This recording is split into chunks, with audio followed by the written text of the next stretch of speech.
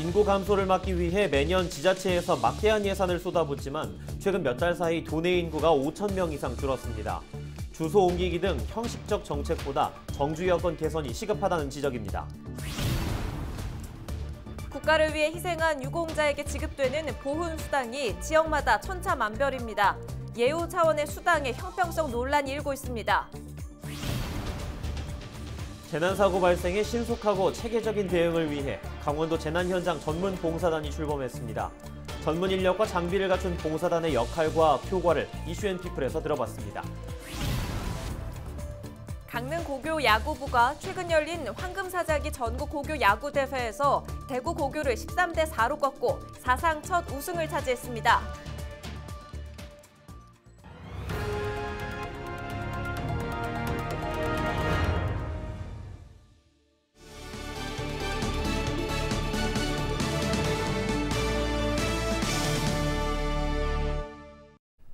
시청자 여러분 안녕하십니까? 헬로티비 강원 뉴스입니다.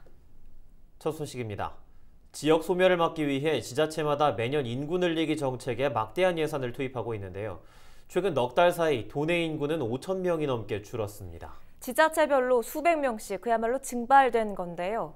어찌된 영문인지 이다혜 기자가 취재했습니다. 지난달 기준 동해시 인구는 89,900여 명, 지역의 심리적 마지노선인 9만 명 선이 무너졌습니다. 지난 2월만 해도 9만을 웃돌았지만 불과 석 달 만에 300명이 넘게 줄어든 상황입니다. 고령화와 저출생 등 자연 감소가 지속되어 온 만큼 주 원인으로는 볼 수 없습니다. 자연적으로 감소하는 것도 있고 물론 사회적인 요인도 있습니다. 그리고 행정안전부에서 그 3월달 정도에 이제 거주불명자들 있잖아요. 장기 거주불명자분들, 그분들을 이제 직권말소를 많이 시키라고 이제 그 문서를 보냈기 때문에 거기에 맞춰서 저희 동해시에서 많이 직권말소를 진행했습니다. 그래서 조금 평소보다 더 많이 떨어진 사유도 있습니다. 다른 지역도 상황은 다르지 않습니다. 지자체마다 매년 막대한 예산을 쏟아붓지만 정선군 700여 명, 춘천시와 태백시가 600여 명 줄어드는 등 최근 도내 인구는 5천 명 이상 줄었습니다. 행정안전부가 지난달까지 거주불명자 주민등록 말소를 추진한 데 따른 변화입니다.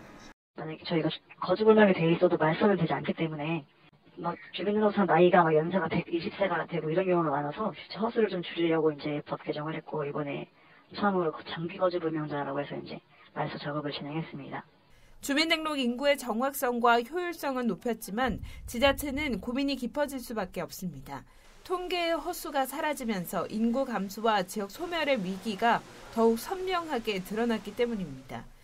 지금까지 이제 지자체들이 어떤 수치를 이제 정해놓고 목표를 정해놓고 이제 그 목표를 유지하면 여러 가지 이제 공무원 수라든지 조직도 유지할 수 있고 아니면 또 키울 수 있고 하다 보니까 그런 쪽에 포커스를 둬가지고 이제 인구 정책을 펴왔다면 사실 이건 일종의 눈속임이고 숫자 노름이잖아요.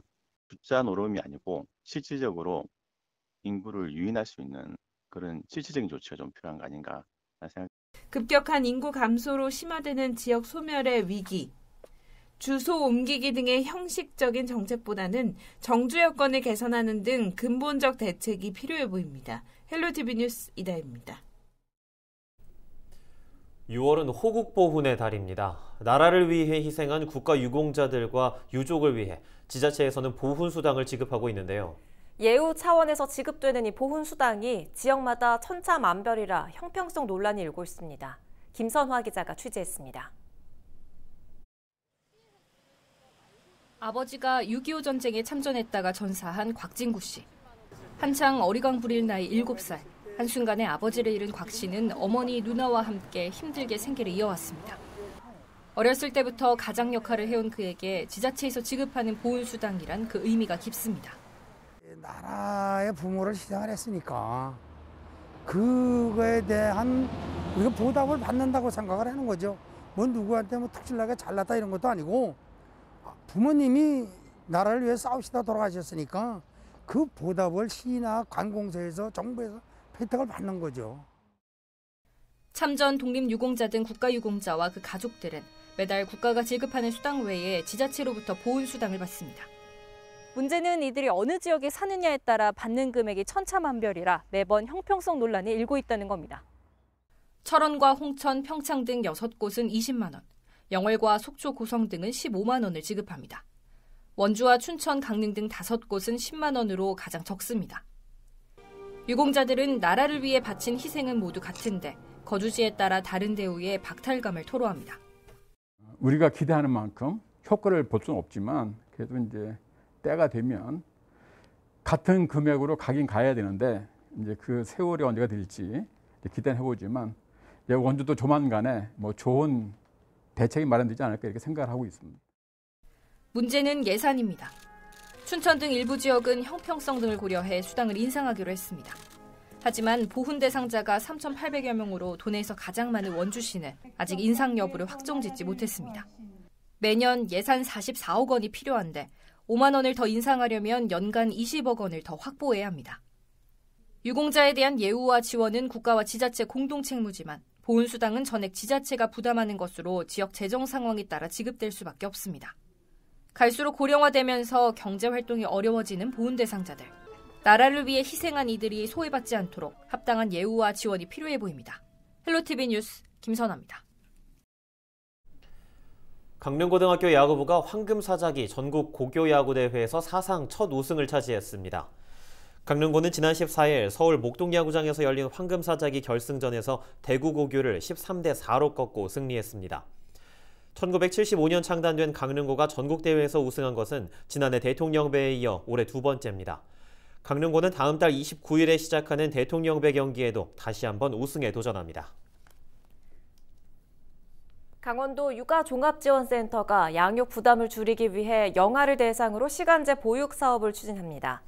지원 대상은 양육수당을 받는 가정의 6개월 이상 36개월 미만 자녀이고 비용의 75%는 정부가 지원합니다. 신청은 춘천과 원주 등 도내 9개 시군 28개 운영 어린이집으로 하면 되고 월 최대 80시간까지 가능합니다.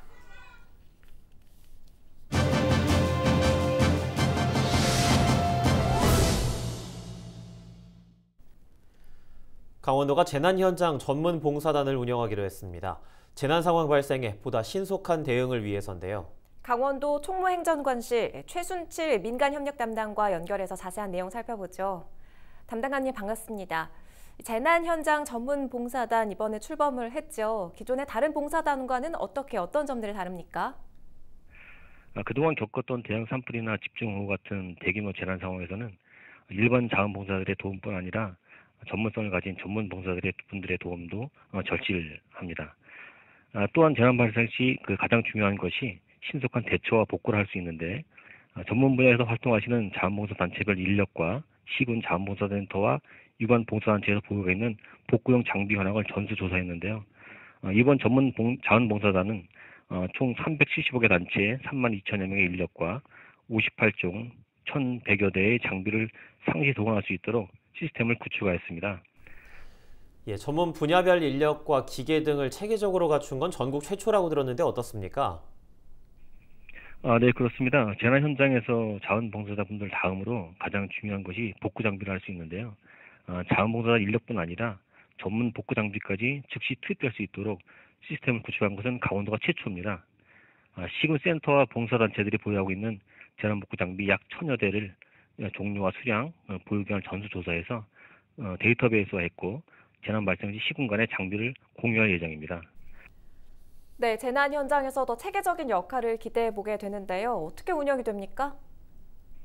네, 각 시군별로 운영되는 재난 현장 전문 봉사단은 기능별로 행정지원반, 긴급대피지원반, 응급복구지원반, 의료지원반 등 재난 현장에서 수행하는 역할과 전문성에 따라 12개 반으로 구성하였는데요. 응급복구지원반은 재난 현장에서 침수지역 복구지원, 피해가옥 복구지원, 제설활동 등을 수행하고 현장 운영반은 자원봉사자 교육 및 봉사지역 안내, 구호물품 현장 접수를 담당하는 시기입니다. 전문봉사단 구성 단계에서 이미 주요 현장 임무를 부여했고 봉사단체별로 재난 현장에서의 맡은 역할을 인지하고 있기 때문에 재난으로 인한 비상 상황 시에도 자원봉사자들이 신속하게 복구활동에 참여하실 수 있습니다. 예, 마지막으로 향후 활동 계획과 기대 효과에 대해서도 한 말씀 부탁드립니다. 네, 말씀하신 대로 지난 8일 강원도 재난현장 전문 봉사단이 출범을 했습니다. 앞으로 어떤 재난이 발생되더라도 신속하고 체계적인 대응이 이루어질 것으로 기대하고 있고요.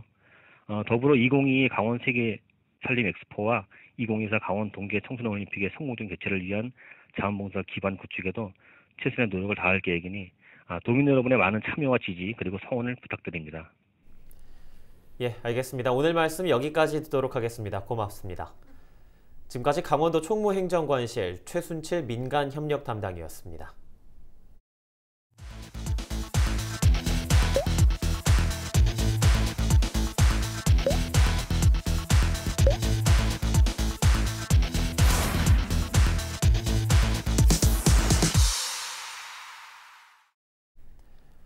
(5월) 도내 수출액이 크게 증가했습니다. 동해세관은 지난달 강원 지역 수출액이 2억 2천만 달러로 지난해 같은 기간 대비 72.9%가 증가했다고 밝혔습니다. 수입액도 3억 6천만 달러로 2.7% 늘었습니다. 주요 수출 품목은 기계류와 식품, 화공품이고 수입은 천연가스와 수산물이 주도했습니다. 국내 시멘트 생산업체가 영월에 조성하기로 한 산업폐기물 매립장을 두고 반대 목소리가 이어지고 있습니다. 충북 제천 비인가 대안학교인 제천 간디학교 학생들은 15일 원주지방환경청 앞에서 매립장 조성 반대 집회를 열었습니다. 이들은 제천이 대부분 침출수가 빠르게 나가는 특징을 가진 카르스트 지형이라 영월에 매립장이 조성되면 인근 제천까지 침출수의 유출이 우려된다고 주장했습니다. 또 원주지방환경청에 매립장에 대한 환경 영향평가를 부동의 해줄 것을 요구했습니다. 강릉시가 산사태를 대비해 지난해부터 산사태 피해지 49곳에 대한 복구 작업을 진행합니다. 또 장마철까지 마무리가 되지 않는 장소는 천막 등으로 수방 자재를 설치해 피해를 예방할 계획입니다. 이와 함께 산사태 현장 예방단을 운영해 산사태 취약지로 지정된 170여 곳에 대한 수시 점검 등을 추진합니다.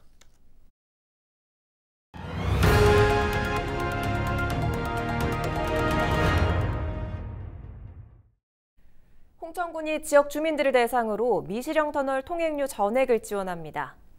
홍천군은 다음 달 1일부터 미시령 터널 통행료 지원 조례가 시행돼 이날부터 가구당 차량 한 대에 한해 통행료를 지원한다고 밝혔습니다. 지원 대상 차량은 승용차와 5.5톤 이하 화물차, 32인승 이하 승합차입니다. 평창군이 코로나19로 중단됐던 평창 시티 투어를 다시 시작합니다. 평창 시티 투어는 관광버스를 타고 지역 대표 관광지를 가이드와 둘러보는 당일 여행 상품입니다. 평창군은 오는 8월 2018 평창 동계올림픽 경기장을 돌아보며 바이애슬론 종목 등을 체험할 수 있는 평창올림픽 레거시 투어도 진행할 계획입니다.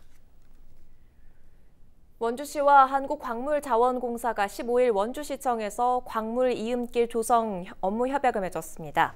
광물 이음길은 원주시 혁신로 일대 광물과 광물산업 관련 전시 공간을 조성하는 사업입니다. 이에 따라 광물공사는 광물 이음길을 관리하며 관련 콘텐츠를 제공하고 원주시는 광물산업 관련 교육과 홍보를 지원합니다.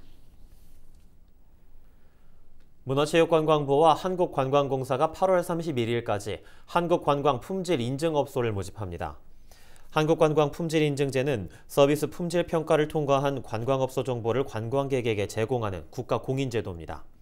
현재 숙박업과 한옥체험업 등 4개 업종 500여 개 업소가 참여하고 있습니다.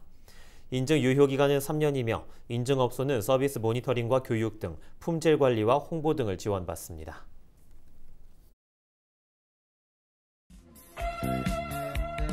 울릉도 동남쪽 백길 따라 200리 외로운 섬 하나 새들의 고향. 일본이 도쿄올림픽 성화봉송 지도에 독도를 버젓이 자국 영토로 표기해 우리 국민의 분노를 사고 있는데요. 순천시가 이를 규탄하는 뜻에서 독도가 그려진 한반도기를 순천만 국가정원에 개양했습니다. 한반도 통일을 상징하는 깃발이 대한민국 1호 정원에 펄럭이고 있는데요. 누가 뭐래도 독도는 우리 땅이죠. 독도를 국제 분쟁 지역으로 끌고 가려는 일본의 계산된 의도에 우리가 말려들어선 안 되겠습니다. 이상으로 헬로티비 뉴스를 모두 마칩니다. 저희는 언제나 지역민 여러분과 함께하겠습니다. 고맙습니다.